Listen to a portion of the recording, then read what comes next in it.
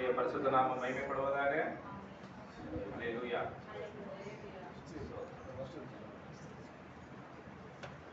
நாளிலே நல்லது என்று சொல்லத்தக்கதாக கர்த்தர் தம்முடைய வசனத்தினாலே சபைக்கு ஆகாரமாக கொடுத்து ஆசீர்வதிப்பாராக. இன்றைய நாளுடைய தலைப்பு பூமிக்குரியவைகளை அல்ல மேலானவைகளே நாடுங்கள் என்கிற தலைப்பின் கீழே நான் பேச போகிறேன். பூமிக்குரியவைகளை அல்ல மேலானவைகளையே நாடுங்கள். இதற்கு ஆதாரமான வசனம் கொலோசியர் 3வது அதிகாரம் 2வது வசனத்தை வாசிப்போம்.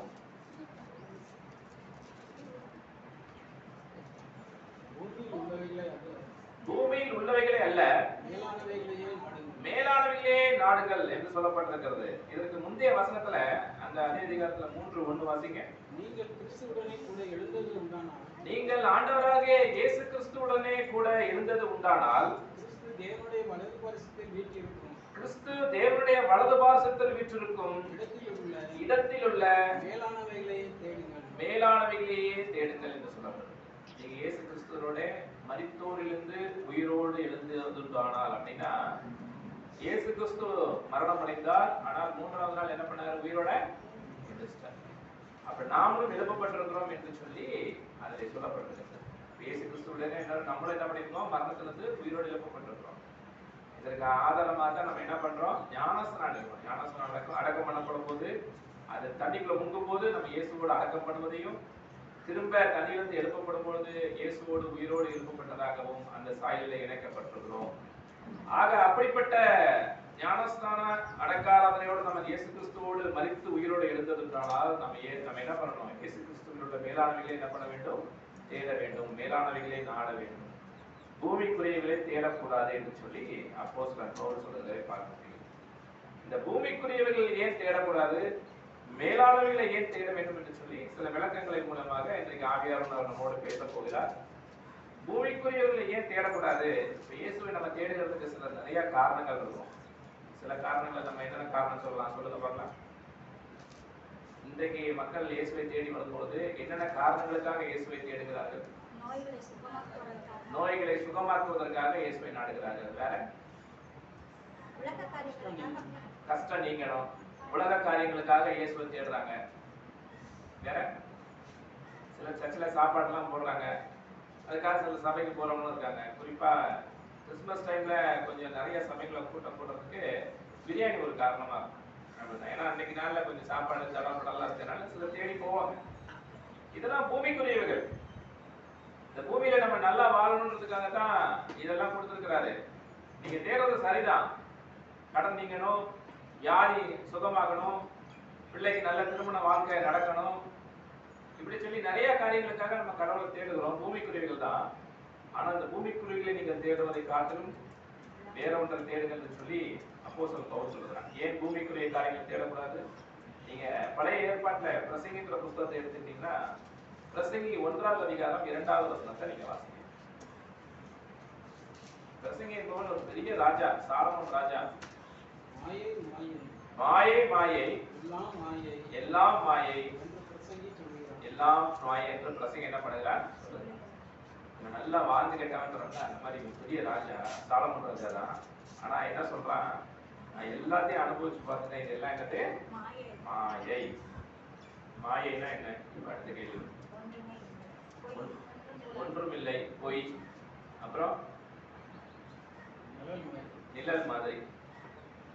சும்மா சொல்லுங்க, நீங்க இன்டராக்டிவ் செஷன் மாதிரி நீங்க என்ன பேசுறீங்கன்றத நான் தெரிஞ்சுக்க வேண்டாமா? நிழல் மாதிரி, பொய். பொய். மாயை என்றால் தற்காலிகமானது. என்னது? தற்காலிகமானது, நிரந்தரமானது இல்ல, தற்காலிகமானது. இந்த பூமிக்குரிய எல்லாமே என்னது? மாயை தான். சங்கீத புஸ்தகத்துல அந்த பாடலாசிரியர் சொல்றாரு, மனுஷனே என்ன பண்றாரு? அவரு மாயை சொல்றாரு. மனுஷனே என்னது? மாயை. அவனும் தற்காலிகமானவன் தான். அவனுடைய நாட்களை 4 விரல் கிடைக்க ஆக்கினர் என்று சொல்லப்பட்டிருக்கு. 4 விரல்னா 4 விரல் பாருங்க. 4 விரலை எண்ணி முடிக்க எவ்வளவு நாள் ஆகும்? 1 2 3 4. தேவன் பார்வையில நம்ம ஆயுசு வருஷங்கள்லாம் எப்படி இருக்கு? இந்த 4 விரலுக்கு இடையில முடிஞ்சிருது. அவர் பார்வையில 4 1 2 3 4 80 வருஷம் ஓடி போயிடும். அடுத்த சந்ததி வா, 1 2 3 4 அடுத்த சந்ததி வா. ஏன்னா ஆண்டவருக்கு 1000 வருஷம் ஒரு நாளை போலவும் ஒரு நாள் 1000 வருஷத்தை போலவும் இருக்கு.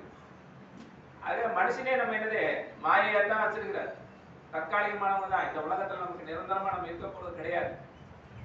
அப்படி இருக்கும்போது நம்ம வாஞ்சித்து கேட்கறது இந்த பூமிக்குரியதா கேட்கிறோம். ஆண்டவரே, என்னுடைய தகப்பனாருக்கு குணமாக வேண்டும், பணம் எனக்கு நிறைய கிடைக்கணும், செல்வம் அதிகமா பெருகணும், எனக்கு நல்ல கார் வேணும், பங்களா வேணும், நல்ல ஆரோக்கியமா சாப்பிடணும். எங்க இந்து சொந்தங்கள்ட்ட நம்ம போய் கேட்டோம்னா என்ன பண்ணணும்? சாகும்போது கஷ்டமே இல்லாம சாகணும். என்ன சொல்லுவாங்க? சாகும்போது கஷ்டமே இல்லாம சாகணும். சிலர் சொல்லுவாங்க டக்குன்னு இறந்துட்டாரு, நோய்வாய்ப்படல. சிலர்லாம் மாச கணக்குல வருஷ கணக்குல நோயில அவஸ்தைப்பட்டு இருப்பாங்க, டக்குன்னு எழுந்துட்டாரு நல்லா சாவு அப்படிம்பாங்க. கிறிஸ்தவத்தை பொறுத்த அளவுக்கு ஒருத்தர் டக்குன்னு இறங்குறாருன்னா நல்ல சாவா? ஒருத்தர் வியாதிப்பட்டு கிடந்து அவஸ்தைப்பட்டாலும் கடவுளை பார்த்து கூப்பிடுவான், ஐயோ கடவுளே நான் செஞ்சு தப்ப மன்னிச்சிருக்கேன், நான் ஏதாவது செஞ்சிருந்தேன்னா நான் என்ன பண்ணுங்க காப்பாத்துக்கேன்னு ஒரு சந்தர்ப்பமாவது கிடைக்கும். ஆனா டக்குன்னு மரணம் அடிச்சுட்டானா அவன் நிலைமை என்னத்துக்காக? அந்த மரணம் மனுஷன் என்ன பண்ணிடும்? கொண்டு தரும். மனுஷன் மாயைக்கு ஒப்பாயிருக்கு. இன்றைக்கு இருந்து நாளைக்கு நம்ம இருப்போம்னு சொல்றதுக்கான எந்த அறிகுறியுமே இல்லை. இப்படிப்பட்ட மாயான மனுஷன் மாய்க்குரிய காரியத்தையே உலகத்துக்குரிய காரியத்தையே கடவுள்கிட்ட தேடுகிறபடினால்தான் இங்க அப்போஸ்தலன் பவுல் சொல்லுகிறான், நீங்க என்ன பண்ணுங்க, பூமிக்குரிய என்ன பண்ணாதீங்க, தேடாதீங்க. காண்கிறவைகள் யாவும் அனித்தியமானது. இந்த காண்கிற பூமி கூட ஒரு காலத்துல என்ன பண்ணிடும்? அழிஞ்சு போயிடும். இவையெல்லாம் அக்னிக்கிரையாக வைக்கப்பட்டிருக்கிறது இந்த வேதத்துல சொல்லப்பட்டிருக்கிறது. ஆக இந்த பூமிக்குரிய காரியத்திலேயே வீடு, வாசல், பொண்ணு இப்படி நீங்க தேடிட்டே இருந்தீங்கன்னா, இதுலயே உங்க வாழ்க்கை போச்சுன்னா உங்களுடைய கடைசியில உங்க நிலைமை என்னவாகுது என்று சொல்லப்பட்டது. ஆக மாயக்கூடிய காரியத்தை என்ன பண்ணக்கூடாது? தேடக்கூடாது. தேடினால் அவை நமக்கு கிடைக்கும். ஆனா அது என்ன பண்ணாது? நிரந்தரமா இருக்காது. இன்னைக்கு ஒரு கவலையா ஒரு காரியத்துக்காக வர்றீங்க, கர்த்தர் உங்களுக்கு கொடுத்துட்டாரு, உங்க கவலை எல்லாம் தீர்த்துருமா? அடுத்த கவலை வந்துருக்காங்க. என்னது? அடுத்த கவலை உங்களுக்கு இருதயத்தை ஆட்கொள்ளும். உடனே அதுக்காக தேடுவீங்க. உலகம் மாயின்னு சொன்னதுக்கு அப்புறம் உலகத்துக்குரியதுக்காகவே நீங்க தேடிக்கிட்டே இருந்தீங்கன்னா நம்மளை போல பரிதபிக்கப்பட்டவர்கள் ஒருவரும் இல்லை என்று சொல்லப்படும். எனக்கு நல்ல வேலை கிடைக்கணும், நல்ல பொண்டாட்டி அமையணும், நல்ல புருஷன் அமையணும், எல்லாம் தேவன் அறிந்திருக்கிறார். தேவனுக்கு தெரியும் என்னென்ன செய்யணும், எந்தெந்த காலத்துல செய்யணுன்றதான் ஆண்டவர் உங்களுக்கு அறிஞ்சு வச்சிருக்கிறார். அந்த காலகட்டத்துல கட்டாயம் கட்ட நடத்துவார். அதனால பூமிக்குரிய நீங்க என்ன பண்ணக்கூடாது? தேடக்கூடாது. இங்க 2 காரியங்களை கொடுத்த ஆண்டவர் 2 பேரை கண்டித்து உணர்த்து நம்ம பார்க்க முடியுது. யோவான் 6வது அதிகாரம் 26வது வசனம். ஒரு கூட்ட ஜனம் இயேசு கிறிஸ்துவை தேடினது அவர்களை பார்த்து இயேசு கிறிஸ்து இப்படி சொல்லுகிறார். யோவான் சுவிசேஷ புத்தகம் 6வது அதிகாரம் 26வது வசனம். இயேசு அவர்களுக்கு பிரதியுத்தரமாக நீங்கள் அற்புதங்களை கண்டதினால் அல்ல, நீங்கள் அப்பம் புசித்து திருப்தி ஆனதினாலேயே என்னை தேடுகிறீர்கள் என்று மெய்யாகவே உங்களுக்கு சொல்லுகிறேன். மெய்யாகவே உங்களுக்கு சொல்லுகிறேன். சிலர் இயேசு கிறிஸ்துவிட்ட அப்பம் புசித்தது திருப்தியானதுனால தேடுகிறீர்கள். அப்பம் சாப்பாடு, என்னது? சாப்பாட்டுக்காக நல்லா 3 வேளை சாப்பாடு கிடைச்சா போதும், இயேசுட்ட போனா சாப்பாடு கொடுப்பாரு, வயிறு நிறைய நமக்கு போஜனத்தை கொடுப்பாரு சொல்லி யாராவது அந்த காரியங்களுக்காக, அற்ப காரியங்களுக்காக இயேசுவை தேடுகிறீர்களா? எனக்கு சாப்பாடு இருந்தா போதும், இந்த உலகத்துல நான் 3 வேளை சாப்பாடு சாப்பிட்டுட்டு நான் வாழ்ந்தாலே எனக்கு போதும், வேற எதுவுமே வேண்டாம்னு சொல்லி நீங்க ஆண்டவரை அதுக்காக நாடுகிறீர்களா? ஆண்டவர் சொல்றா, நீங்க அப்பம் புசித்து திருப்தியானதினாலேயே என்னை தேடுகிறீர்கள் என்று சொல்றார். அடுத்து 27வது வசனத்தை வாசிங்க. அழிந்து போகிற போஜனத்திற்காக அல்ல. இத பாத்தீங்களா? மாயை. இதெல்லாம் அழிஞ்சு போகிற போஜனம். நீங்க என்னதான் சாப்பிட்டாலும் இந்த உலகம் நம்ம சரீரம் கடைசியில மண்ணுக்கு தான் போகும். அழிஞ்சு போகிற போஜனத்திற்காக அல்ல, நித்திய ஜீவன் வரைக்கும் நிலை நிற்கிற போஜனத்திற்காகவே கிரியை நடப்பீங்கள். அதை இயேசு கிறிஸ்துவாகிய மனுஷகுமாரன் உங்களுக்கு அந்த போஜனத்தை கொடுப்பார். அவரை பிதாவாகிய தேவன் முத்திரித்திருக்கிறார்னா, பிதாவாகிய தேவன் இயேசு கிறிஸ்துவை தான் அங்கீகரிச்சிருக்கிறாரு. அவர்கிட்ட தான் சத்தியமே இருக்கு. அதற்காக இயேசுவை நாடி வாங்க. எதற்காக வர சொன்னாரு? அழிந்து போகிற போஜனத்துக்காக அல்ல, நித்திய ஜீவன் வரைக்கும், பரலோகத்துக்கு வரைக்கும் உங்களை கொண்டு செல்லக்கூடிய ஒரு பாக்கியம், ஒரு போஜனத்தை இயேசு தர வல்லவராக இருக்கிறார். அந்த போஜனத்துக்காகவே நீங்க என்ன பண்ண வேண்டும்? இயேசு கிறிஸ்துவை நாட வேண்டும். போஜனம்ன்றாங்களே, போஜனம்னா என்ன அர்த்தம்? சாப்பாடு. போஜனம்னா என்னது? சாப்பாடு. இந்த உலகத்துக்கு, நம்ம இந்த சரீரத்துக்கு சாப்பாடு அவசியம் தான். அது இயேசு கிறிஸ்து வேண்டான்னு சொல்லல.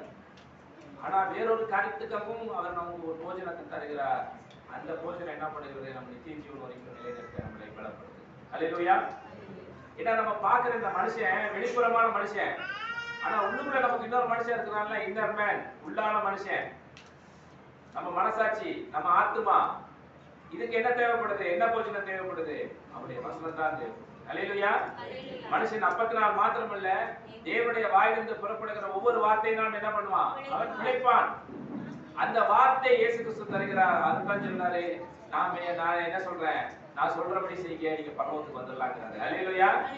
அந்த போஜனத்துக்காகவே இயேசு கிறிஸ்து வாங்க. மற்ற உலக போஜனம் எல்லாம் அவர் கொடுப்பாரு. நீங்க கேட்கவே வேண்டாம், ஜெபிக்கவே வேண்டாம். ஒரு ஸ்திரீ தனக்கு உண்டானவர்கள் எல்லாம் காணிக்கை பெட்டியில போட்டுட்டு அவ போயிட்டா. இயேசு சொல்றாரு, அவளுக்கு அடுத்து செலவழிக்க கூட காசு இல்ல, அவ எல்லாத்தையும் போட்டுட்டு போயிட்டா. நான் அவளுடைய காணிக்கையை தான் நான் வச்சுக்கிறேன்னு இயேசு சொன்னாரு. ஆனா அந்த பைபிளை தொடர்ந்து எழுதப்பட்ட சரித்திர கதைகள் என்ன சொல்லப்பட்டிருக்குன்னா, அவ போகிற பொழுதே அவளுக்கு தேவையான உணவுகளை கர்த்தர் ஒரு பண்டிகை மூலியமாக சந்தித்தார் என்று சொல்லப்படுது. அல்லேலூயா. அதனால உங்களுக்கு தேவைகள்லாம் சந்திக்கப்படும். அந்தந்த காலத்துல கர்த்தர் நேர்த்தியா நடத்தி விடுவார். அதுல எதுவும் குறை வைக்க மாட்டார், கடனாளியாகவே இருக்க மாட்டார். இதுக்கு நான் சாட்சி. அல்லேலூயா. இந்துக்கள்ல இருந்து ரட்சிக்கப்பட்டு வந்தேன். எனக்கு வேலை வாய்ப்புல இருந்து சரி, என் குடும்பம் கல்யாணம் முடிக்கிறதுல சரி, கர்த்தர் அந்தந்த காலத்துல எனக்கு என்ன பண்ணார்? டக்கு டக்கு டக்கு டக்கு நேர்த்தியா வச்சு கர்த்தர் என்ன பண்ணுவார்? செஞ்சு முடிச்சிட்டார். ஆக உங்க ஆத்மாக்காக பேசப்படுங்க. அந்த போஜனம் தான் எனக்கு வேணும். நான் ரசிக்கப்பட வேண்டுமே, நான் பரலோகப்பட வேண்டுமே, என் ஆத்மா விடுதலையாக வேண்டுமே சொல்லி உங்க ஆத்மாக்காக நீங்க கவலைப்பட்டு அந்த வசனத்துக்காக நீங்க என்ன பண்ண வேண்டும்? இயேசு கிறிஸ்துவை நாட வேண்டும். உள்ளான மனுஷருக்கா இயேசுனுடைய வசனம் தெரிய வேண்டாமா? ரட்சிப்பை கொடுத்த ஞானம் வேண்டாமா? எப்படி ரட்சிக்கப்பட முடியும்? நீங்க இயேசுவை எப்படி பரலோகத்துக்கு எப்படி போவீங்க? ஒரு சின்ன ஒரு இது சொல்லுங்க பார்க்கலாம். எப்படி இயேசுவை பரலோகம் போக முடியும்? சமயம் வாய்க்காலும் வாய்க்காவிட்டாலும் சுவிசேஷத்தை ஜாக்கிரதையா பிரசங்கம் பண்ணுன்னு வசனம் இருக்கு. சுவிசேஷம் ரொம்ப முக்கியம். இயேசுனுடைய மரணம் உயிர்த்தல் தான் உங்களுக்கு ரொம்ப அவசியம். இன்னைக்கு நான் உள்ளான போஜனம் பூமிக்கு பேசிட்டு போனாலும் உயிர்த்தல்களை கொடுத்தும் பரலோகத்தை கொடுத்தும் நரகத்திலிருந்து தப்பிக்கப்படுகிறத கொடுத்தும் நான் மட்டும் சொல்லாம போயிட்டேன்னா இந்த வசனமே எனக்கு பிரயோஜனமா அந்த இதா இருக்காது. அதனால ஜாக்கிரதையா நான் உங்க பிரசங்கம் சமயம் வாய்க்காட்டாலும் பிரசங்கம் பண்ணணும். ரோமருக்கு எழுதின நிருபம் 9வது அதிகாரம் 10வது வசனத்தை வாசிங்க.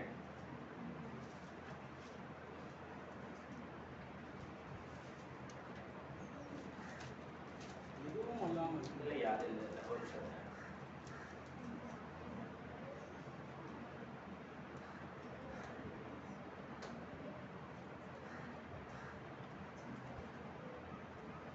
அதாவது இயேசு கிறிஸ்துவை மரித்தோருக்கு உயிரோடு எழுப்பினால் ரட்சிக்கப்படுவாய் பார்த்தீங்களா? அதாவது வசனம் எங்க இருக்குன்னு தெரியல.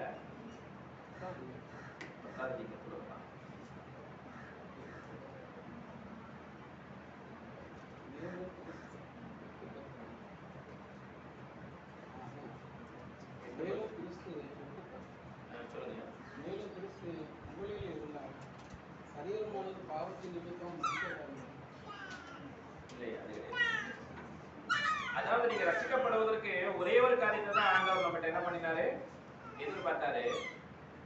இயேசு கிறிஸ்து என்ன பண்ணினாருன்னா சிலுவையில மரணம் அடைஞ்சார். சிலுவையில மரணம் அடைஞ்சாரா இல்லையா? அதெல்லாம் விசுவாசிக்கிறீங்களா?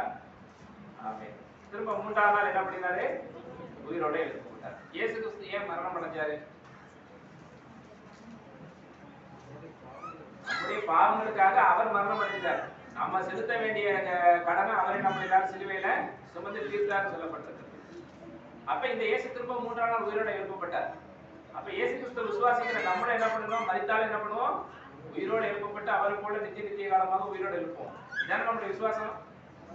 இதை உங்க இருதயத்துல நீங்க என்ன பண்ணணும்? விசுவாசிக்கணும். வாயினால என்ன பண்ணணும்? அறிக்கை பண்ணணும். உங்க இருதயத்துல விசுவாசித்து நான் வாயினால அறிக்கை பண்ணுங்க நீங்க சொன்னீங்கன்னா நீங்க என்ன பண்ணுவீங்க? ரட்சிக்கப்படுவீங்க. இதுதான் சமீபம். தேவனுடைய ராஜ்யம் எவ்வளவு சமீபமா இருக்கு? உங்க இருதயத்துக்கும் வாய்க்கும் உள்ள தூரம் தான். நீங்க போய் வேளாங்கண்ணிக்கு போய் அங்க போய் மொட்டை போடுங்க, அங்க போய் ஜெபமாலை விட்டுங்கன்னு சொல்லல. நீங்க போய் இஸ்ரேலுக்கு போய் ஞானஸ்தானம் எடுங்கன்னு இயேசு சொல்லல. நீங்க போய் இன்னென்ன கோயில்ல போய் பாத யாத்திரை போய் எனக்கு கும்பிடுங்கன்னு சொல்லல. இயேசுநாதர் என்ன சொன்னாரு? உங்க இருதயத்துல விசுவாசித்து உங்க வாயினால நீங்க என்ன செய்ய வேண்டும்? அறிக்கை சொல்லணும். ஆமாப்பா, நீங்க நான் மனம் திரும்புறேன், இனி இந்த பாவத்தை செய்ய மாட்டேன், நீங்க எனக்காக ரத்த சிந்தீங்கன்றத நான் இருதயத்துல விசுவாசிக்கிறேன், எனக்காகத்தான் தேவன் உங்களுக்கு கொடுத்தார் என்று சொல்லி யாரெல்லாம் இயேசு கிறிஸ்துவை விசுவாசிக்கிறீர்களோ அவங்களாம் என்ன பண்ணுவீங்க? ரட்சிக்கப்படுவீங்க. உங்க பாவத்திலிருந்து நீங்க மீட்கப்படுவீங்க. அல்லேலூயா. ஆக இப்படிப்பட்ட அந்த விமோச்சனத்தை நம்ம பெற வேண்டும். இதற்காகத்தான் இயேசு கிறிஸ்து என்ன பண்ணணும்? தேவன் என்ன பண்ணார்? நமக்காக சிலுவையில் அடித்தார், திரும்ப 3ஆம் நாள் உயிரோடு எழுப்பினார். ஆக இது வேஸ்ட் ஆயிடக்கூடாது. இந்த காரியத்தை நீங்க அறியாம போய்விட்டு இதுல நீங்க நாட்டத்தை செலுத்தாம இதுல நீங்க ரட்சிப்பு அடையாம நாங்க எவ்வளவு நாள் பிரயாசப்பட்டு உங்களுக்கு ஊழியத்தை செய்யறதுனால எங்களுக்கு என்ன பிரயோஜனம்? நீங்க பிலிப்பியர் 2ஆம் அதிகாரத்துல அதான் பவுல் சொன்னா, நான் உங்களுக்காக பட்ட பிரயாசம் எல்லாம் வீணாய் போகாதபடிக்கு நீங்க கிறிஸ்துவுக்குள்ள நீங்க சத்தியத்துல கரெக்டா வந்தீங்கன்னா தான் எனக்கு மனமகிழ்ச்சி என்று சொல்லுகிறான். நீங்க ரட்சிக்கப்பட்டு பரலோகம் வந்தா தான் நாங்க செஞ்ச இவ்வளவு பெரிய ஊழியத்திலேயே எங்களுக்கு என்ன உண்டு? பிரயாசத்துல பலன் உண்டு. அப்போஸ்தல உபதேசம் சொல்லிட்டு ஏன் நம்ம இவ்வளவு கஷ்டப்பட்டு கொண்டு இருக்கிறோம்? பூமிக்குரிய போஜனத்தை நம்ம தேடாம ஆவிக்கேற்ற போஜனத்தையே தேட கட்டளையிட்டிருக்கிறார். அல்லேலூயா. ஆக இந்த போஜனத்தை நம்ம தேடத்தான் இன்றைக்கு கர்த்தர் நமக்காக அதை இது பண்ணியிருக்கிறார். நீங்க கொலோசியர் 2:22 படிங்க. கொலோசியருக்கு எழுதின நிருபம் 2ஆம் அதிகாரம் 22ஆம் வசனம். இவைகளெல்லாம் அனுபவிக்கிறதுனால் அழிந்து போகுமே. இவைகளெல்லாம் அனுபவிக்கிறதுனாலே அழிந்து போகுமே. இப்படிப்பட்ட போதனைகள் போதும் சார். அதாவது சில போதனை கிறிஸ்தவத்துல இருக்கு. இந்துக்களை போல கிறிஸ்தவர்களும் இருக்காங்க. கடவுளுக்கு படைக்கணும், இதை தொட்டக்கூடாது, இதை சாப்பிடக்கூடாது, இது தீட்டு, நான் இவ்வளவு காலையில எழுந்திருப்பேன், 12 மணி ஜெபத்துல இது பண்ணாதான் கர்த்தர் நம்மளை ரட்சிப்பாரு. இப்படி பல விஷயங்கள் உலகத்துக்குரிய சாப்பிட போஜனத்தினாலே நம்ம என்ன பண்ண முடியாது? கடவுளை மகிமைப்படுத்த முடியாது. சின்ன வயசுல நான் இந்துவா இருக்கும்போது பாத்தீங்கன்னா எங்க அம்மா சொல்லுவாங்க, அந்த மாவிளக்கெல்லாம் எடுப்பாங்க. என்ன பண்ணணும்? மாவிளக்கலாம் அதெல்லாம் பேசிக்கிட்டே இருக்கும்போது, அம்மா நான் கொஞ்சம் எடுத்துக்குவா அப்படின்னு கேட்டா, எடுக்காத, என்ன பண்ணது? தீட்டு. சாமிக்கு படிக்கிறதுக்கு முன்னாடி என்ன பண்ணக்கூடாது? சாப்பிடறதுனால தீட்டாயிடும். இவைகெல்லாம் அனுபவிக்கிறதுனாலே அழிந்து போகும். இன்னைக்கு சாப்பிடுவீங்க, நாளைக்கு காலையில என்ன பாத்ரூம்க்கு எல்லாம் ஆசன வாயிலிருந்து கழித்து போகும். அதான் ஆண்டவர் சொல்றாரு, மாயை, இதெல்லாம் மாயை. சாப்பிடணும், உணவு உண்டுகிறதுனாலே, உணவு நீங்க ரொம்ப உபவாசம் இருக்கிறதுனால, ரொம்ப இது பண்றதுனால உன்னை வந்து என்ன பண்ணிட முடியாது? ரட்சிக்கப்பட முடியாது. பழைய ஏற்பாடு அப்படிதான். எல்லாம் போஜனப்படி, எல்லாம் ஆடப்படி கொடுக்கறது, மாடப்படி கொடுக்கறது, இப்படியா தான் தின்னு எல்லாம் என்ன பண்ணாங்கன்னா மாயில தான் இருந்தாங்களே தவிர யாருமே உண்மையாவே மனம் திரும்பவே இல்லை. இதெல்லாம் அனுபவிக்கிறதுனால அழிந்து போகுமே. இந்த காரியத்தை நீங்க என்ன பண்ணக்கூடாது? ஆண்டவரை பிரியப்படுத்த பார்க்க கூடாது. உண்மையாவே கர்த்தரை மனம் திரும்ப வேண்டும். அடுத்த காரியத்தையும் ஆண்டவர் சொல்றாரு. மத்திய 6ஆம் அதிகாரம் எடுத்துக்கோங்க. இப்ப யோவான் 6 எடுத்தது போல மத்திய எழுதின நிருபம் 6ஆம் அதிகாரத்தை எடுத்துக்கோங்க.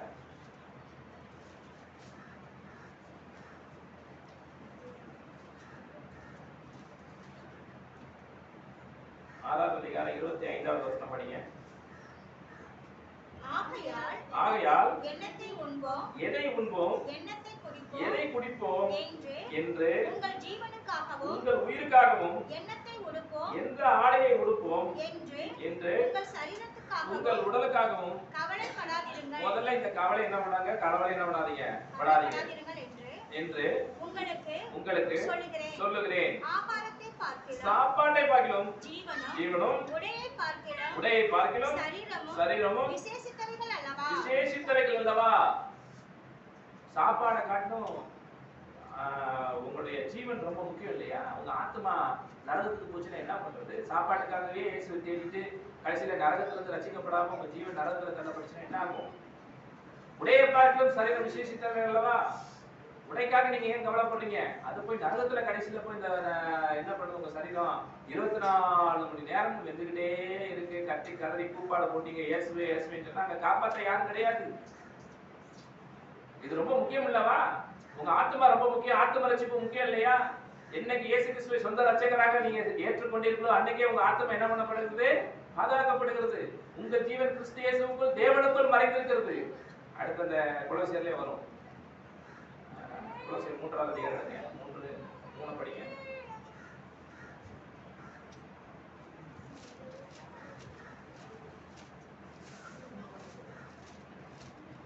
உங்க ஆத்மா எங்க இருக்குன்னு பாருங்க. 3 ஏனென்றால் நீங்கள் மரித்தீர்கள், உங்கள் ஜீவன் கிறிஸ்துவுடனே தேவனுக்குள் மறைந்திருக்கிறது. ஆமென். உங்க ஜீவன் எங்க இருக்கு? கிறிஸ்துவுடனே தேவனுக்குள் மறைந்திருக்கிறது. தேவன் மறைச்சு வச்சிட்டாரு. சாத்தானுக்கு காமிக்காம எங்க மறைச்சு வச்சிட்டாரு? கிறிஸ்துவுடனே இயேசுவோட தேவன் என்ன பண்ணிட்டாரு? உங்க ஆத்மா என்ன பண்ணிவிட்டாரு? மறைச்சு வச்சுக்கிட்டாரு. சாட்டா என்ன பண்ண முடியாது, கிளைம் பண்ண முடியாது. அவங்க பாவம் செஞ்சு கொண்டா நான் நரகத்துல தள்ளணும்னா அவன் இயேசுவை எடுத்துட்டான், என் பக்கம் வந்துட்டான் அப்படின்னு. அல்லேலூயா. உங்க ஆத்மா ரட்சிக்கப்பட வேண்டாமா? உங்க ஜீவன் தப்பு வைக்கப்பட வேண்டாமா? ஆகாரத்தை பார்க்கணும், சாப்பாட்டை காக்கணும், உங்களுடைய ஆத்மா விளையாடப்பட்டது அதை நீங்க தேட வேண்டாமா? ஆத்ம ரட்சிப்பை தேட வேண்டாமா? உங்க சரீரம் சதா காலங்களில் நரகத்துல தள்ளப்படுவதை காட்டிலும் நீங்க அது பரலோகத்துல நீங்க மகிமையா தேவன் பண்ற நம்ம அதுல பங்கு கொள்ள வேண்டாமா? இதெல்லாம் விசேஷமான காரியம் தானா? இதெல்லாம் எவ்வளவு விசேஷம், நல்ல காரியம். அங்க பசி இல்ல, துன்பம் இல்ல, வியாதி இல்ல, அதர்தல் இல்ல.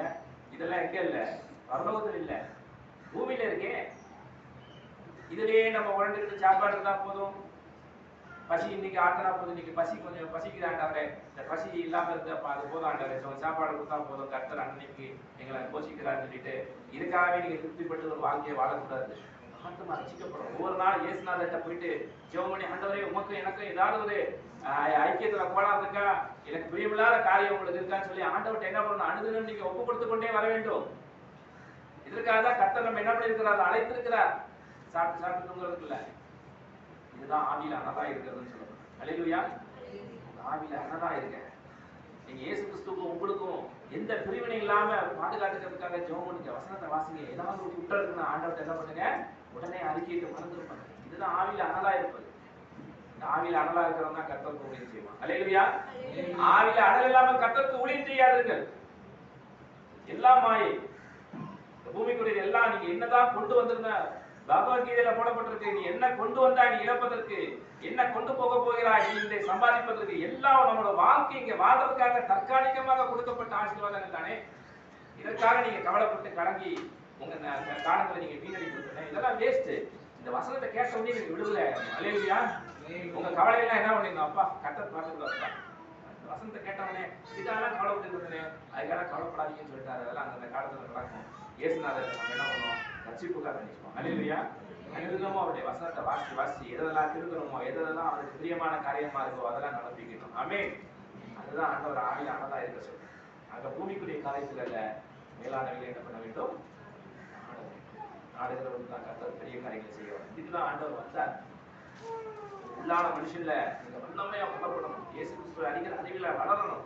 சபையில நாட்டப்பட்டவர்களாய் அவருக்கு புது ஆத்மாக்கள் வந்தாங்கன்னா அந்த காலத்துல சொல்லுவாங்க, சிஸ்டர் ரட்சிக்கப்பட்டீங்களா, ரட்சிக்கப்பட்டீங்களா? சகோதரிகளை பார்த்து சகோதரர்களை பார்த்து கேட்கிற கேள்வி, முதல் கேள்வி நான் எனக்கு விவரம் தெரிஞ்சு மட்டுக்கும் ரட்சிப்பை கொடுத்து தான் முதல்ல பேசுவாங்க. ரட்சிப்பு ஞானஸ்நானம் எடுத்துட்டீங்களா, பரிசுத்தாவின் அபிஷேகத்தை பெற்றீங்களா? இதுதான் ஆண்டவருக்கு பிரியமான காரியம். சபைக்கு அதுதானே வர்றோம். நல்ல சாப்பாடு வேணும்னா ஹோட்டல் தேடி போயிருக்கலாமே, ஒரு என்டர்டைன்மெண்ட் வேணும்னா சினிமா தியேட்டருக்கும் பார்க்குக்கும் நம்ம போயிருக்கலாமே. சபைக்கு எதுக்கு வருகிறோம்? ரட்சிக்கப்படத்தான் கர்த்தர் நம்ம அழைத்திருக்கிறார். அல்லேலூயா. அதுல நம்ம திருப்தி எடுத்துட்டோம்னா அந்த எல்லா காரியத்தையும் ஆண்டவர் என்ன பண்ணுவார்? கொடுத்து விடுவார். அல்லேலூயா. ஆக கீழானவைகள் என்னன்றதை நம்ம பார்த்தோம், பூமிக்குரியவர்களை என்னன்னு பார்த்தோம், மேலானவைகளை கொடுத்து பார்ப்போம். மேலானவைகள் என்ன? ஏன்னா கொலோசியர் 3:2 கீழானவைகள் மேலானவைகளையே நாடுகள் என்று சொல்லப்படும். மேலானவைகள் என்ன? மேலானவைகள் பரலோகம். அல்லேலூயா. நீதிமொழிகள்ல சொல்லப்பட்டிருக்கிறது, கீழான பாதாளத்தை விட்டு விலகும்படி விவேகி ஜீவ வழியானது உன்னதத்தில் நோக்கும் வழியாம் அப்படின்னு போடப்படும். கீழான பாதாளம்னா நரகம். அதை விட்டு ஒருத்தர் தப்பிக்கணும்னா எதை பார்க்கணும்? உன்னதத்தை பார்க்கணும். இயேசு கிறிஸ்து தேவனுடைய வலது பாரசத்துல உட்கார்ந்துருக்கிறாரு. எங்க உட்கார்ந்துருக்கிறாரு? தேவனுடைய வலது. இப்ப எங்க இருக்கிறாரு? இயேசு எங்க உட்கார்ந்துருக்கிறாரு? பரலோகத்துல பிதாவுடைய வலது பாரசத்துல உட்கார்ந்துருக்கிறாரு. இந்த உலகம் தேடுது, பிதாவை தேடுது. என்ன தேடுது? கடவுளை தேடிட்டே இருக்காங்க. இந்துக்கள் கால்நடையாய் பழனிக்கு போகிறாங்க, திருத்தணிக்கு போறாங்க, திருச்செந்தூருக்கு நடையா நடந்து போறாங்க. என்னன்னா கடவுளை தேடி போறாங்க. இஸ்லாமியர்கள் 40 நாள் விரதம் இருக்கிறாங்க, மெக்காவுக்கு போறாங்க, மதீனாக்கு போறாங்க, கடவுளை தேடி போறாங்க. இன்னும் அநேக காரியங்கள் இருக்கு. எல்லா மதங்களையும் சொல்லப்படலாம். எல்லாம் கேட்டா நாங்க கடவுளை தேடுகிறோம் என்று சொல்கிறார்கள். ஆனா அவங்க எல்லாரும் கடவுளை கண்டறிந்தார்களா? அவங்க எல்லாரும் கேட்டு பாருங்க. நீங்க ஒரு இதை கேட்டு பாருங்க. ஒரு சின்ன ஒரு பாரு, கடவுளை பார்த்துட்டியா, கடவுளை கடவுளை தெரியல, ஒரு ஐதீகம் நம்ம முன்னோர்கள் சொல்றாங்க, அதனால நான் என்ன பண்ணேன், அது செஞ்சேன் அப்படின்ற திருப்தி தான் உங்களுக்கு இருக்குமே தவிர உண்மையாவே கடவுளை அறிந்தார்கள்ன்ற திருப்தி அவங்களுக்கு இருக்குமா? கடவுளை கண்டறிந்தார்கள்ன்ற திருப்தி அவங்களுக்கு இருக்குமா? சுத்தமா இருக்காது. இஸ்லாமியர்கள் எவ்வளவோ செய்வாங்க, பரவம் போவீங்களா அப்படின்னு கேட்டா அது அல்லாஹ் ஒருவனுக்கே தெரியும். என்னது? எல்லாருக்கும் மட்டும் தான் வெளிச்சம். கடைசியில அவன் யார் யாரெல்லாம் பரலோகத்துக்கு சேர்த்துக்குவாங்கன்னா அவனுக்கு தான் தெரியும். நாங்க இப்படி செய்யறதுனால நாங்க போக மாட்டோம். இருந்தாலும் கதறிக்கிட்டே இருக்கோம். இருந்தாலும் அல்லா அல்லா அல்லா அல்லான்னு கதறி பவுல் சொல்றாங்க, நான் நிச்சயம் இல்லாதவனாக ஓடேன். பரலோகத்துக்கு போவேன் போட்டு கேட்டா கட்டாயம் நான் பரலோகத்துக்கு போவேன் அப்படின்பா. அல்லேலூயா. அது நிச்சயம் விசுவாசிகள் எல்லாத்துக்குள்ளேயும் இருக்கும். நான் நிச்சயம் இல்லாதவனாக ஓடேன். ஆகாயத்துல சிரமம் பண்ண மாட்டேன். ஒருத்தர் சிரமம் பண்றான்னா 4 பேர் மட்டையை உடைக்கணும், இல்ல உரியில வர இதையாத்து உடைக்கணும். ஒரு புரோஜனம் இருக்கணும். அப்படி எந்த புரோஜனம் இல்லாம நான் ஒரு ஆவிக்குரிய வாழ்க்கையை செய்ய மாட்டேன், நான் நிச்சயம் இல்லாதவனாக இருக்கவே மாட்டேன். கண்டிப்பா இந்த சத்தியத்தினால நான் ரட்சிக்கப்படுவேன் என்ற விசுவாசம் அவனுக்குள்ள இருந்தது. ஓங்கி ஒழித்தது. அல்லேலூயா. கிறிஸ்தவர்களுக்குள்ள இருக்கிற அந்த விசுவாசம் அவங்களை ரட்சிக்க வைக்கும். இயேசு கிறிஸ்து அந்த விசுவாசத்தால தான் வந்தார். நம்ம எல்லாரும் ரட்சிக்கப்பட வேண்டும். அல்லேலூயா. ஆக அந்த மேலானவைகள் இயேசு கிறிஸ்து ஏன் எப்படி உட்கார்ந்தாரு? பூமியில பிறந்து நல்லா சம்பிரதாயமா சாப்பிட்டு நல்லா ஃப்ரெண்ட்ஸோட ஊரு சுத்தி வாரத்துக்கு ஒரு நாள் மட்டும் பேருக்கு ஒரு கோயிலுக்கு போய் ஜோம் பண்ணிட்டு வந்து இப்படி போனாரா? இயேசு இப்படியே வந்தாரு? ஒரு 4 லைன்ல சொல்லுங்க இயேசு எப்படி வந்தாருன்னு பார்க்கலாம். அவர் பிறப்பை குறித்து சொல்லுங்க. மாட்டுத் தொழுவத்துல பிறந்தார். அதாவது இன்னும் நல்லா வாசி பாத்தீங்கன்னா மாட்டுத் தொழுவத்துல முன்னணியில அவரை கிடத்தினார் தான் இருக்கு. முன்னணினா மாடு தண்ணி கொடுக்கக்கூடிய தொட்டியில அவரை கிடத்தினார் இருக்கு. பிறந்தது வந்து ஆராய்ச்சியாளர் என்ன சொல்றாங்கன்னா இடம் கிடைக்காம வழியிலேயே பிறந்துட்டாங்க. வழியில என்ன ஆயிடுச்சு? பிரசவம் ஆயிடுச்சு. பிள்ளைய எங்க கிடத்துறது எங்க பாதுகாக்கிறது தெரியாம சத்திரத்துல தேடி பார்த்தாங்க, இடம் கிடைக்கல. மாட்டுத் தொழுவத்துல தேடி பார்த்தாங்க, இடம் கிடைக்கல. கடைசியில முன்னணியில கொண்டு போய் என்ன பண்ணிட்டாங்க? போட்டாங்க. இவ்வளவு எளிமையான பிறப்பு தான் இயேசு பிறப்பு. 12 வயதுக்கு அப்புறம் அவர் அப்பா அம்மாவுக்கு என்ன பண்ணினாரு? கீழ்ப்படிந்திருந்தார். 30வது வயதுல தான் இயேசு ஊழியத்துக்கு வராரு. 3 வருஷம் என்ன பண்ணினார்? ஊழியம் செஞ்சாரு. ஊழியம் செஞ்சதுனால இயேசுக்கு ரொம்ப பேர் புகழ் ஏற்பட்டுச்சுன்னு நினைக்கிறீங்களா? ஒரு பக்கம் பேர் புகழ் ஏற்பட்டதுனால மறுபக்கம் என்ன பண்ணாங்க? அவரை தூஷித்தாங்க. அவரை சிலுவையில் என்ன பண்ணினாங்க? அறைந்தார்கள் என்று சொல்லப்படும். ஆக நம்ம என்ன பண்ணணும்? ஆனா அவமானங்களை பட்டுதான் அவர் என்ன பண்ணார்? தேவனுக்காக ஊழியம் செஞ்சார். தேவனுக்கு முன்பாக உத்தமமா இருந்தார். மனுஷருக்கு முன்பாக தன்னை நல்லவர்கள் காமிக்கிறதுக்காக இயேசு வாழவில்லை. தேவனுக்கு முன்பாக என்ன பண்ணினாரு? உத்தமமா வாழ்ந்தார். அதனாலதான் இறந்ததுக்கு அப்புறம் அவர் தேவன் என்ன பண்ணினார்? அவரை திருப்பி தன்னோட கூட்டிக் கொண்டார். அல்லேலூயா. வெளியரங்கமாக கிறிஸ்தவ வாழ்க்கை வாழ்றது வாழ்க்கை அல்ல. அந்தரங்கத்துல நம்ம பார்க்கிற பிதா சந்தோஷப்படணும். என் பிள்ளை டெய்லி ஜெபம் பண்றான், டெய்லி மனம் திருப்புறான், என் வசனத்தை கேட்டு நடக்கிறான், கீழ்ப்படிஞ்சா அப்படின்னு தேவன் பிரியப்படணும். வெளியில நமக்கு தெரியாது, கிறிஸ்தவர்களாக தெரியுது அவசியம் கிடையாது. வெளியில வல்லமையான ஒரு ஊழியமோ பிரசங்கமோ அற்புதங்கள் செய்யல வரமோ பரலோகத்துக்கு நம்மளை கொண்டு போகாது. அந்தரங்கத்துல என்ன பண்ண வேண்டும்? தேவனுக்கு பிரியமான வாழ்க்கையை வாழ வேண்டும். இப்படி வாழ்ந்தவர் தான் இயேசு. இப்ப எங்க இருக்கிறாரு? தேவனுடைய வலது பாரசத்துல வீற்றிருந்தாரா? அந்த மேலான அந்த அவர் எப்படி அதை அச்சீவ் பண்ணாரு, எப்படி அந்த இடத்துக்கு போனாருன்னு நீங்க பார்க்கணும். அல்லேலூயா. கிறிஸ்து தேவனுடைய வலது பாரசத்தில் வீற்றிருக்கிற மேலானவைகளையே தேடுங்க. நான் அங்க எப்படி போவேன்? நான் அந்த இடத்துக்கு நான் எப்படி செய்யணும்? நான் என்ன செய்யணும் அப்படின்னு சொல்லி என்ன பண்ணணும்? நீங்க தேடணும். அதுதான் கர்த்தர் நம்மள தேடுகிற பொழுது உங்களுக்கு கொடுக்கப்படும் சொல்றாரு. அல்லேலூயா. கண்டடைவீர்கள். அது தேடுகிறவங்களுக்கு என்ன பண்ணணும்? நிச்சயமா கொடுத்துருவார். அதை தேடியே ஒருத்தன் வர்றான். ஏசு பரலோகத்துக்கு போயிட்டாங்க, எப்படி போனாரு? இந்த பூமியில வாழ்ந்தவர் திரும்ப உயிரோட வந்து எழுந்துட்டாரே, சாகவே இல்லையே, நான் எப்படி அதை அச்சீவ் பண்ணணும்னு ஒருத்தவங்க தேடுதல் இருந்ததுதான் நீங்க ரட்சிக்கப்பட்டவர்கள் அதுவே அடையாளம். ஒரு நல்ல சிறந்த எக்ஸாம்பிள் சொல்றேன். பிலிப்பியர் 3வது அதிகாரம் 10வது வசனம். பிலிப்பியர் 3வது அதிகாரம் 10வது வசனம். ஒரு நிமிஷம் எல்லாரும் பிலிப்பியர் 3வது அதிகாரம் எடுத்துக்கோங்க. 10வது வசனத்தை படிங்க. இப்படி நான் இயேசுவையும் அவருடைய உயிர்த்தெழுதலின் வல்லமையையும் இயேசு எப்படி உயிர்த்தெழுந்தார் என்கிற வல்லமையும் அவருடைய பாடுகளின் ஐக்கியத்தையும் அறிகிறதுக்கும் அவர் எப்படிப்பட்ட பாடுகளை பட்டார் அந்த ஐக்கியத்தை நான் அறிகிறதுக்கும் அவருடைய மரணத்திற்கு ஒப்பான மரணத்துக்குள்ளாகி அவர் எப்படி இறந்தாரோ அந்த மரணத்திலே நானும் நினைத்துக் கொண்டு எப்படி ஆயினும் நான் மரித்தோரிலிருந்து உயிரோடு எழுந்திருப்பதற்கு நானும் இந்த பரலோகத்துக்கு போய் எழுப்பப்படுவதற்கு தகுதியா இருக்கும்படி அவருக்காக எல்லாவற்றையும் நஷ்டமென்று விட்டேன். பாத்தீங்களா? இயேசுவை தேடி வந்தவன் என்ன சொல்றான்? அவர் எத்தவிதமாக இந்த உலகத்துல வாழ்ந்தார், அவர் எப்படி இறந்தாரு, அவர் எப்படி திரும்ப உயிரோட வந்து பரலோகத்துலாம் ரீச் ஆகி போனாரு, இதை நான் அறிகிறதுக்கு அவரை போல பாடல் என வாழ்க்கையில நிறைவேறதுக்கு நான் என்ன பண்றேன்? என உலகத்துல இருக்கிற நஷ்டம் நட்டமும் உபயமா நினைக்கிறேன். சிலர் இயேசு கிறிஸ்துவை ஏற்றுக்கும் போது திட்டுவாங்க, ஏன்னா இதெல்லாம் ஆண்டவர்ட்ட கேட்டேன், அதெல்லாம் ஆண்டவர்ட்ட கேட்டேன், இதை ஜெபம் பண்ணேன், அதை ஜெபம் பண்ணேன், ஆண்டவர் எனக்கு கொடுக்கவே இல்லை. என்ன ஆண்டவர்னு கேட்பாங்க. இங்க ஒருத்தன் சொல்றான், ஆண்டவர் எனக்கு கொடுத்தா என்ன கொடுக்காட்டா என்ன. ஆனா அவர் ஒரு விஷயத்தை அச்சீவ் பண்ணி வச்சிருக்காரு. அவர் என்ன பண்றாரு, ஒரு விஷயத்துல வெற்றி சிறந்து வச்சிருக்கிறாரு. அந்த வெற்றியில நானும் பங்குள்ளவனாக இருக்கணும். நானும் அவரை போல மரித்தோருக்கு உயிரோடு எழுப்பப்பட்டு தேவனுடைய வலது பாரசத்துல வச்சிருக்கிற மேலான இடத்தை நானும் அச்சீவ் பண்ணணுன்றதுக்காக சகலத்தையும் நான் என்ன பண்ணுகிறேன், நட்டமும் உண்மையுமாக இருக்கிறேன். நிறைய விஷயத்துல உங்க வாழ்க்கையில இழந்து போயிருக்கலாம். நீங்க கேட்டது கிடைக்காம இருக்கலாம். கிடைச்சிருந்தா என்ன, தற்காலிகமா இந்த உலகத்துல சந்தோஷமா இருந்திருப்பீங்க. அவ்வளவு எப்படி அடுத்து இன்னொரு கவலை உங்களுக்கு வரும், ஆண்டவர்கிட்ட தான் வந்து இதெல்லாம் தற்காலிகமான தானே உலகத்துக்கு செய்யுது. ஆனா இந்த திருப்தி அதுல வருமா? இன்னைக்கு நான் இயேசு வந்தால் நான் மரணத்துல இருந்து உயிரோடு எழுப்பப்பட்டு பரலோகத்துக்கு நான் போவேன் என்ற நிச்சயம் யாருக்கு வரும்? இயேசு கிறிஸ்துவுக்கு தேடுதலுக்கு தான் வரும். அவருடைய பாடுகளுக்கு நானும் பங்காளியாகணும். அவர் எப்படிப்பட்ட பாடுகள்ல நடந்து போனார், அந்த அடிச்சோடு எங்க இருக்கு, என்னென்ன எக்ஸாம்பிள் எனக்காக இந்த உலகத்துல வாழ்ந்து வைத்து விட்டு போனார் என்பதை நீங்க தேடும் பொழுது, நீங்க நாடும் பொழுது ஆண்டவர் என்ன பண்ணுவார், உங்களுக்கு அந்த ரட்சிப்பை கொடுக்க வல்லவரா இருக்காரு. ஏன்னா அவர்தான் வழியை காமிச்சிட்டு போயிருக்கிறார். என்னது, உங்க வாழ்க்கையில நிறைய இடியப்ப சிக்கல்கள் பிரச்சனைகள் இருக்கலாம். நீங்க தயவு செய்து ஆண்டவர் இந்த பிரச்சனைகள்லாம் நீங்க எப்படி எல்லாம் முடிச்சு அமைக்க போறீங்கன்ட்டு நீங்க ஆண்டவர்கிட்ட கேட்காதீங்க, ரொம்ப கஷ்டப்படாதீங்க. ஆண்டவர் இடியப்ப சிக்கல் மாதிரி இருக்கிற வழியை தூக்கி போட்டு புது வழியை ஏற்படுத்தி கொடுத்துருவாரு. அல்லேலூயா. இதான் நான் வனாந்திரங்களை ஆறுகளையும் அவாந்திர வழிகளை தண்ணீர் தடாகளையும் உண்டு பண்ணுகிறார்.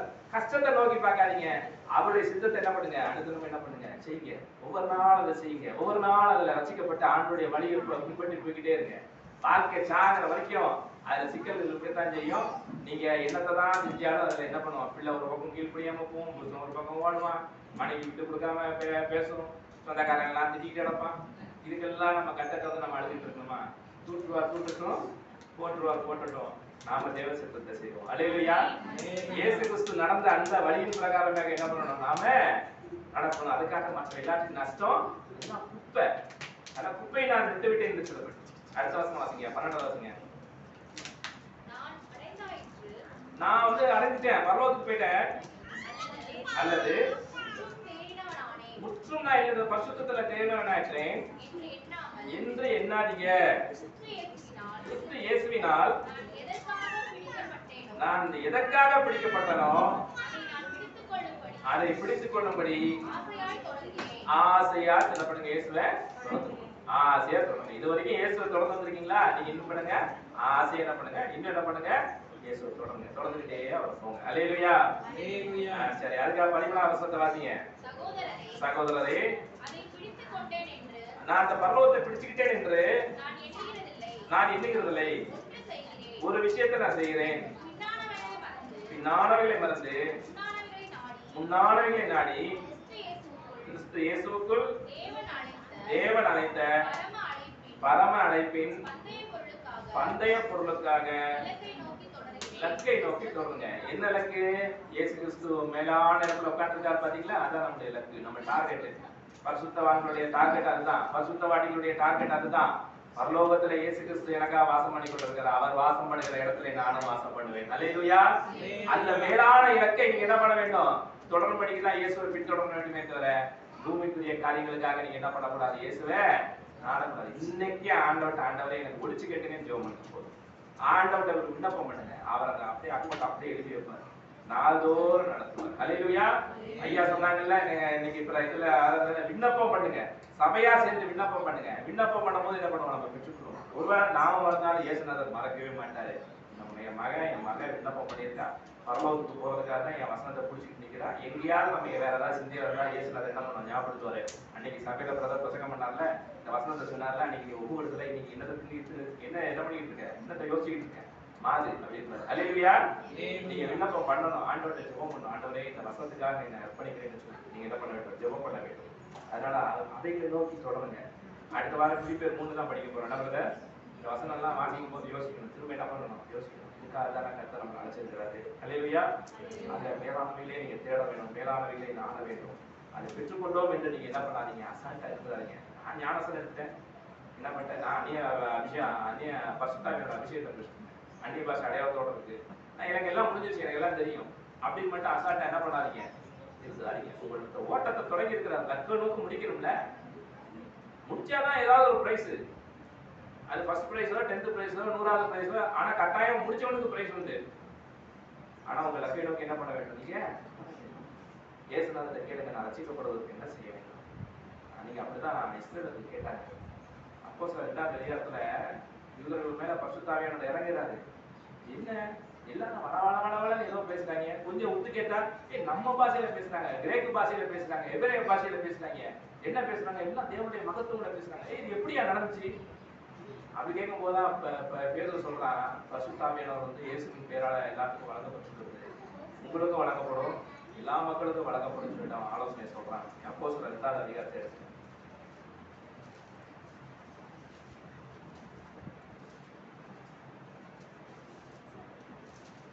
38வது வசனம் வாசிங்க. பேதுரு அவர்களை நோக்கி நீங்கள் மனம் திரும்ப வேண்டும்,